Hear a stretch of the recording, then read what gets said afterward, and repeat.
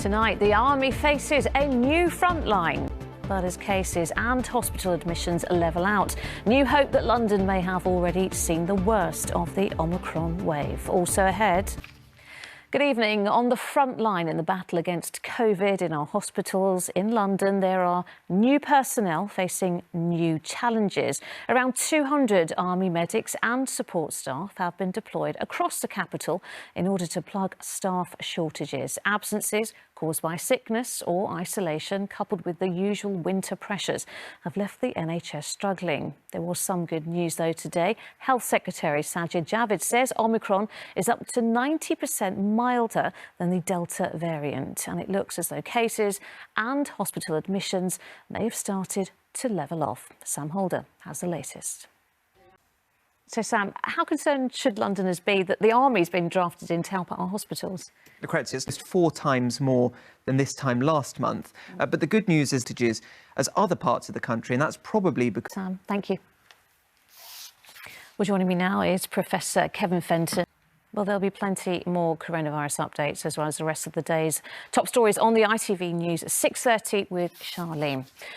Moving on to other news now, and a 13-year-old boy has been arrested on suspicion of the murder of a man in West Drayton, 40.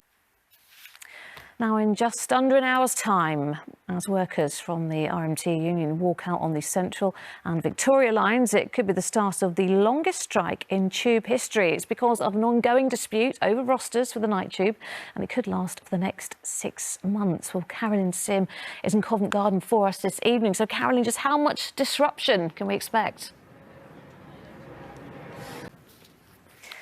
Labour MP Jack Dromey has passed away suddenly at the age of 73, born in...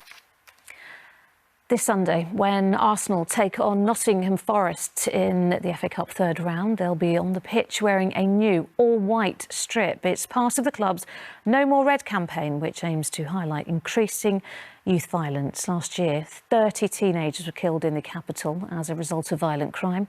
Antoine Allen has more. And you can watch that Arsenal match right here on ITV this Sunday at 5 p.m. Still to come.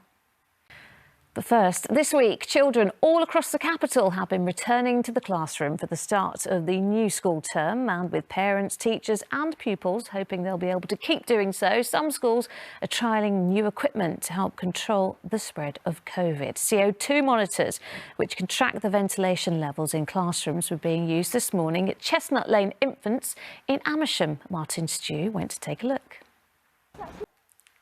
Now, in a way, my next guest tonight needs no introduction, but here's a reminder of his most famous role playing one of the world's most famous detectives.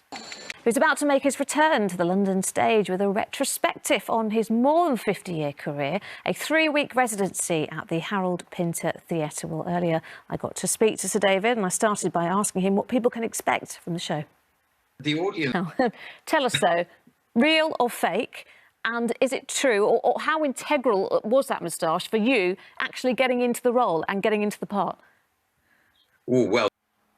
Now, if you're of a certain generation, you will almost certainly remember the film Born Free. The 1966 drama starred real-life couple Virginia McKenna and Bill Travers and told the story of them raising orphaned lion cubs in Kenya.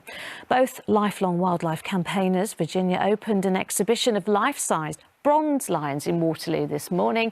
To mark the week, her husband Bill would have celebrated his 100th birthday. Anna Geary reports.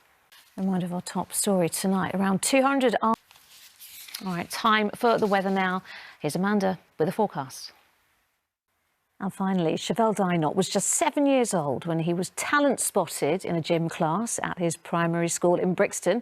He was given the chance to dance and went on to become the first black child to go to the Royal Ballet School. Well, now a hugely successful dancer, he's also an ambassador for the scheme which helped him achieve his dream all those years ago. Helen Keenan went to meet him.